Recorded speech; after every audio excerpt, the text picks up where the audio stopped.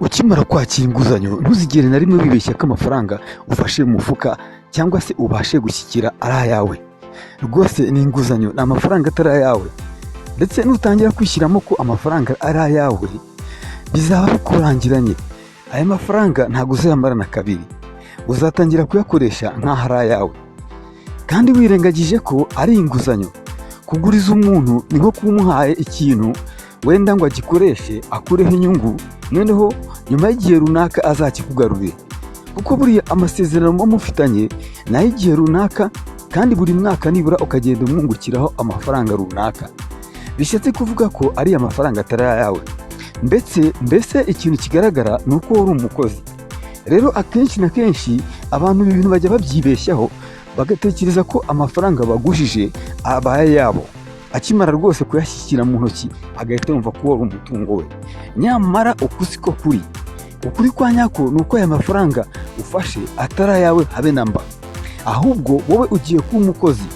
Rero niba utaratekereza ko wowe ugiye kuba umukozi ukaba wamaze gufata inguzanyo muri banki, wowe ugiye kuba umukozi wa banki. Rero niba ibyo bintu utarabyemera, rwose amafaranga ufashe nta kintu azakumarira, ndetse ahubwo azagusiga mu bibazo byinshi cyane.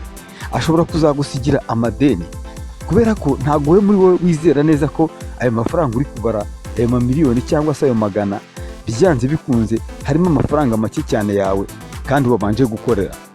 Ahantu rero ushobora kuzagwa mu mutego wo kuba wahomba mu gihe gitoya. Witonde rero, niba ukimara kuyafata, mbere na mbere hari ibintu ukwiye kubanza kwitekerezaho, cyangwa se hari uko ukwiye kwiyumva. Mbere na mbere aya mafaranga wijahagurika, kuko aya mafaranga ntabwo ari ayawe. Ubonye akazi kuko ugiye gukora, mbese umeze nk'umuntu ubonye akazi ugiye kujya ukora, hanyuma ugahembwa n'ibyo wakoze, ndetse nukoresha tekinike nziza ushobora kuzunguka amafaranga menshi cyane, ukiteza imbere ku buryo bugaragara. Ariko banza wumve neza ko amafaranga ubonye rwose atari ayawe. Ngibyo ibintu ukwiye gukora. Mbere na mbere ni ukubanza kwakira neza ko amafaranga ubonye atari ayawe. Ikintu cya kabiri ukwiye kuba wakora ukimara kubona aya mafaranga, ukabanza no gutekereza ko aya mafaranga atari ayawe. Banza kumve ko ubonye akazi. Ibi ni ibintu ukwiye kumva. Banza wiyumvishe ko ubonye akazi. Dore impamvu rero ubonye akazi. Aya mafaranga wayafashe azunguka mu gihe runaka, ndetse akunguka inyungu y'amafaranga runaka. Aya mafaranga rero niyo uzaba winjije, ni nayo uzakuramo ibintu byose ukenera, za expenses. Mbese niyo mafaranga uzavanamo ibintu byose ukeneye, wishyuremo inzu niba ukodesha, cyangwa se amashuri y'abana, muri ya nyungu winjiza ku kwezi ivuye kuri ya nguzanyo wabonye. Niyo rero hazavamo akazi kawe, iterambere ryawe. Ariko apana ayo mafaranga. Wowe banza wumve amafaranga kuko ntabwo ari ayawe, ahubwo ikintu kikubayeho, ubonye akazi. Yes, ubonye akazi ko gukora kugira ngo witeze imbere. Buriya ushobora kwaka inguzanyo kugira ngo ubone ikintu ukora. Ibi bintu bikwiye kuba ari ibintu ushyira mu mutwe, cyangwa se wamaze guhindura imyumvire, wamaze kwiyumvisha neza ko ubonye akazi. Rero ukimara guhakira iyi nguzanyo, akazi urakabonye, ugiye rero gutangira gukora. Ese mu gukora ni gute?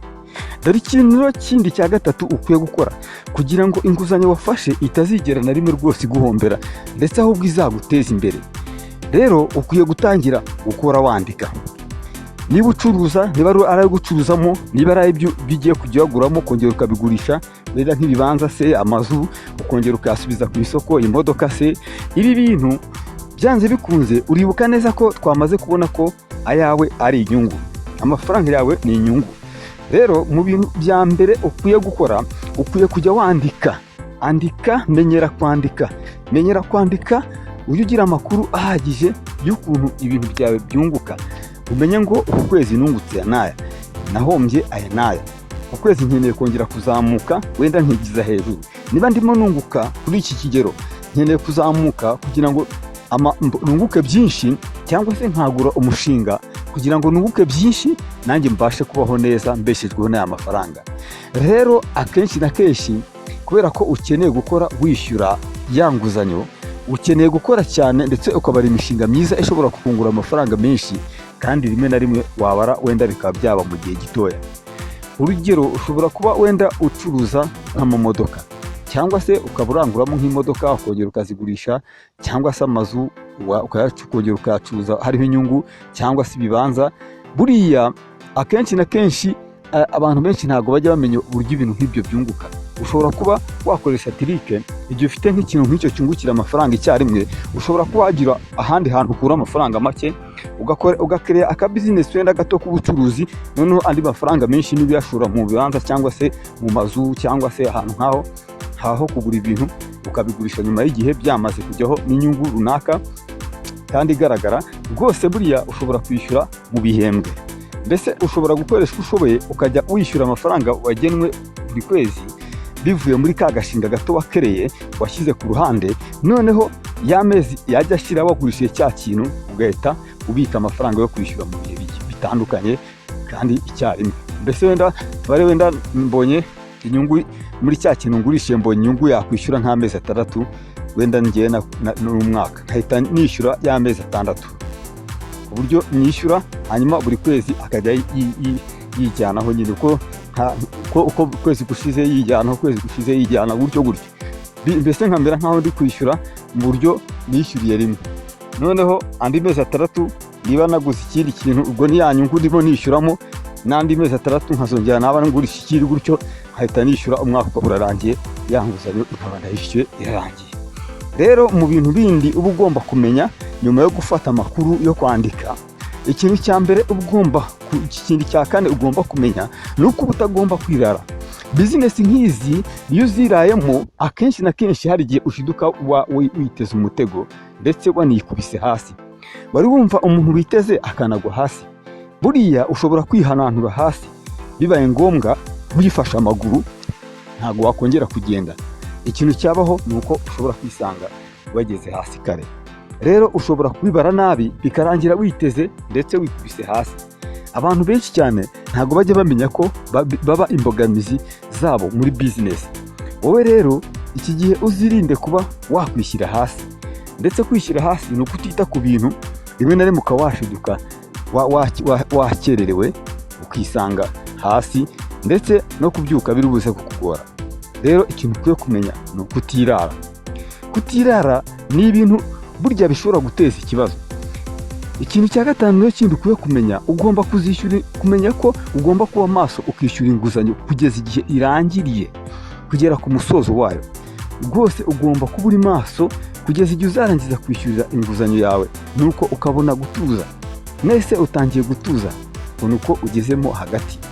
Ibi bishobora kukugiraho ingaruka nyinshi cyane mu gihe waba utabashe gukora cyane ngo wuzuze ibisabwa.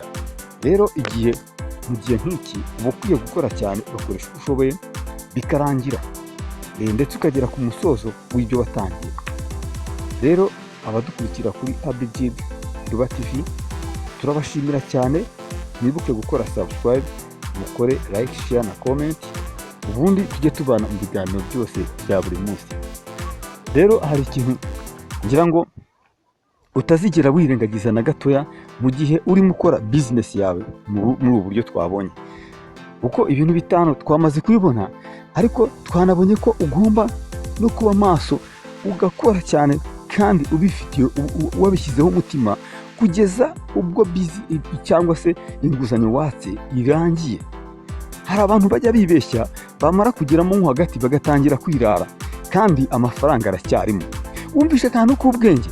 Ngewe iki gihe akenshi na kenshi nkunda kubabwira ibintu ari ibintu nabanje kwigaho, nkakora ubushakashatsi, ndetse nkagenda nkaba naganira n'abantu bamwe nkababaza ese ibi bintu byagenze gute kugira ngo uhombe bamba bari kukampa amakuru.